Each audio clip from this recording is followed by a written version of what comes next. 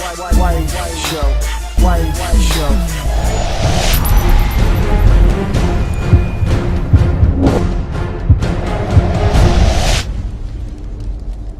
XCom really doesn't have a big story. It doesn't have a deep story, no. The story is aliens are trying to, well, fuck up our planet in the most blunt way I can put it. And you have to make a crew of soldiers to take them down. And it's simple enough. However, I feel the story comes from personal experience. Kind of like Fallout or Skyrim, you are creating the story around you. Your crew is like your people. Each is a certain class and you'll fully customize their appearance, gear, and so on. You feel like you're part of your unit and you refuse to lose them. With each and every step you take on the battlefield, it could be their last one. If they get killed in that game, they are gone forever. You feel like you actually want to keep these characters alive. And that's something to actually admire in a game. Because usually when an AI character dies, you're like, whatever. And in this game, you don't want to lose it. Well, there's not a huge focus on the story. There's a huge focus on wanting your team to win and create your story and save Earth. I mean, that's pretty much awesome to have your own personal story, if you ask me.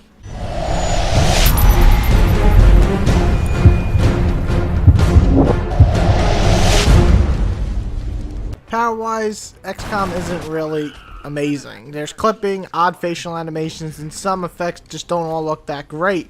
However, putting that aside, a cool amount of customization, some great area effects like destructible buildings and fire effects, and some badass death animations on top of having a very solid art design make this game highly enjoyable to look at. I have no real faults with the graphics. They look great for a strategy type game.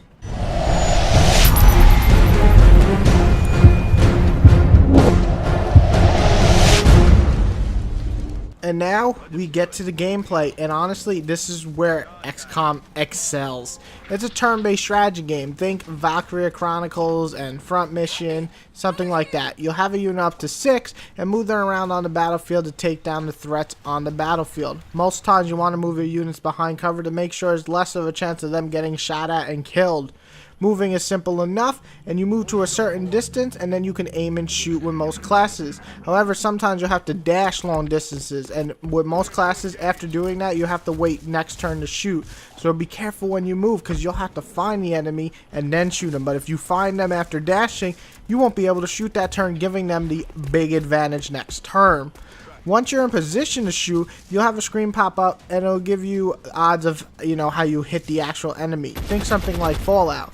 With some weapons like pistol or shotgun, the closer you are, the higher chance of hitting the alien you'll have. On the flip side, if you are far away and using a laser or especially a sniper, your hit chance will be extremely high, making each and every class very useful, mattering how you have your troops on the field and where they're set up. Besides some bugs or bullshit hits like when you're completely on cover and you still get hit and die, the game offers a strategy that I haven't seen in most games. Each and every move you do matters, because if your unit gets hit and a character dies instead of being wounded, he or she is dead for good. It makes it nerve-wracking. It makes you not want to fuck up moving your units in any wrong position. It's both fun and kind of scary. The game gives plenty of different types of units and different units that you'll face, and they will get harder, I promise you that. You'll basically set up satellites from the main base to different countries to help you locate these aliens and take them down, plus turn down the panic, because if the panic gets too high in a certain country, they will leave and you will not have their support at all in the fight against the alien. It's both hard to keep, but it's fun at the same time. Each country will help you take out the alien, so you'll want to try to save them all, and sometimes you won't, but maybe I just suck and I just couldn't save them all. But you could, I guess, if you really tried really hard. Building new weapons and armors helps, so make sure you spread your weapons and armor to all your units. Killing certain aliens will give you new material to create new things, so even going on easy missions just to collect stuff is still fun. There's also online play, but I never got a chance to play because I love the single player so much. It's hours upon hours of fighting the invasion, and it's so damn fun.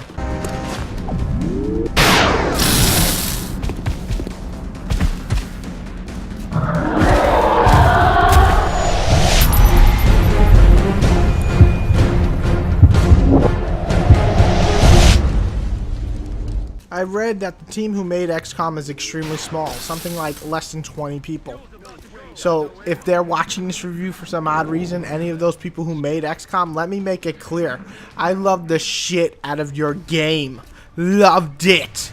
Besides a few bugs and freezes and some bullshit shots, I don't have really any problems with it. Now that may sound like big problems, they're really not. A freeze every 10 hours, come on. A little few bugs like you had to start over like 5 minutes before, no big deal. And the bullshit shots, yeah, I hate them, but I've only ever really got pissed off once because of a kill.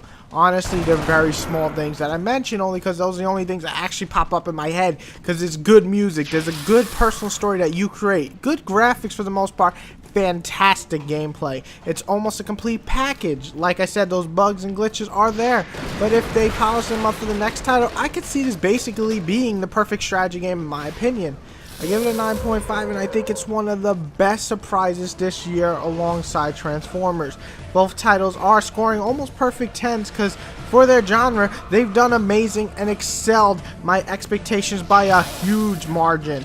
Few problems aside, XCOM is worth every fucking penny, so go pick it up because it's one of the best games this year. 9.5.